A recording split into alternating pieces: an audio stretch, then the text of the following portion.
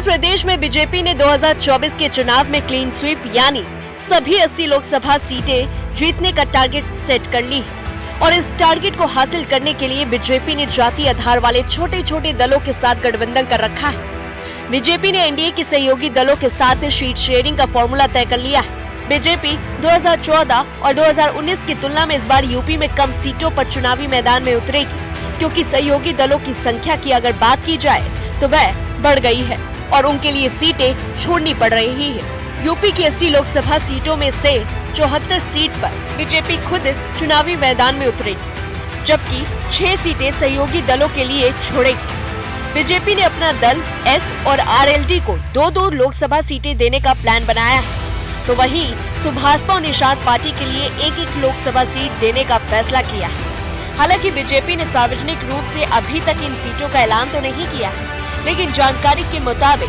गठबंधन की बात करते समय ही उन्हें मिलने वाली सीटों की संख्या बता दी गई। अपना दल को 2 सीटें मिलेंगी। बीजेपी 2014 और 2019 में यूपी की 78 सीटों पर खुद चुनाव लड़ी और 2 सीटें केंद्रीय मंत्री अनुप्रिया पटेल की पार्टी अपना दल के लिए छोड़ा थी। 2014 में बीजेपी ने अपना दल को प्रतापगढ़ और मिर्जापुर लोकसभा सीट दी थी, जबकि 2019 में मिर्जापुर और सोनभद्र लोकसभा सीट दी।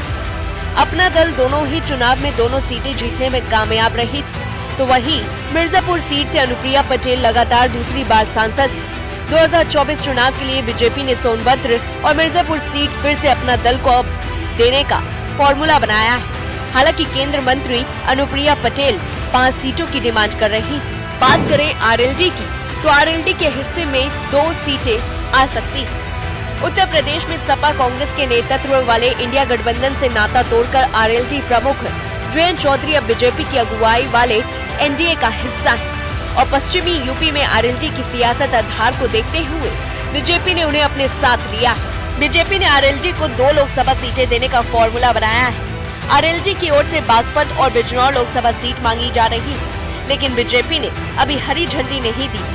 बागपत सीट देने के लिए बीजेपी तैयार है, लेकिन बिजनौर सीट पर बेंच फंसा हुआ है। राजभर और निषाद को 1-1 सीट। सुभाषपा प्रमुख ओम प्रकाश राजभर भी एनडीए का हिस्सा है, जिनके लिए बीजेपी पूर्वांचल की 1 लोकसभा सीट छोड़ रही है। घोसी लोकसभा सीट राजभर के खाते में जा सकती है। हालांकि राजभर 3 सीटें यूपी में और 2 सीटें बिहार में मांग रहे हैं, लेकिन बीजेपी उन्हें 1 सीट से ज्यादा नहीं देना चाहती।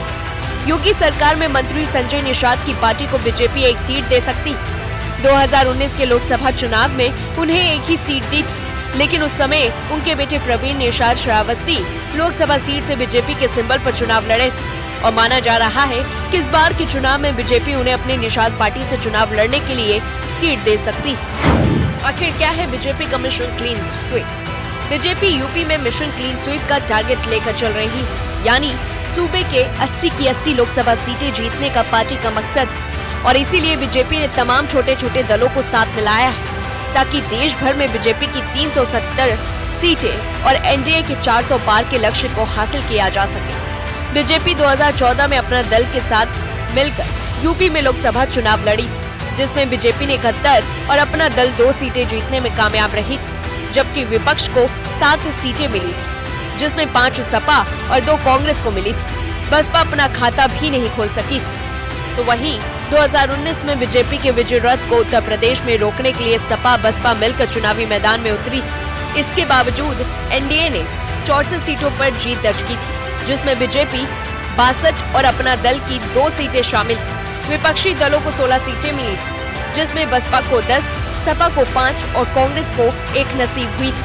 2014 की तुलना में बीजेपी के 2019 में 9 सीटों का नुकसान उठाना पड़ा था। हालांकि बीजेपी उपचुनाव में 2 सीटें सपा से जीतने में कामयाब रही, जिसके चलते बीजेपी 62 से बढ़कर 64 पर पहुंच गई। इस पूरी खबर को लेकर के आपकी क्या कुछ राय है, हमें कमेंट बॉक्स में जरूर बताएं और ऐसी तमाम बड़ी खबरों से जुड़े रहने के लिए देखते रहिए दैनिक हिट।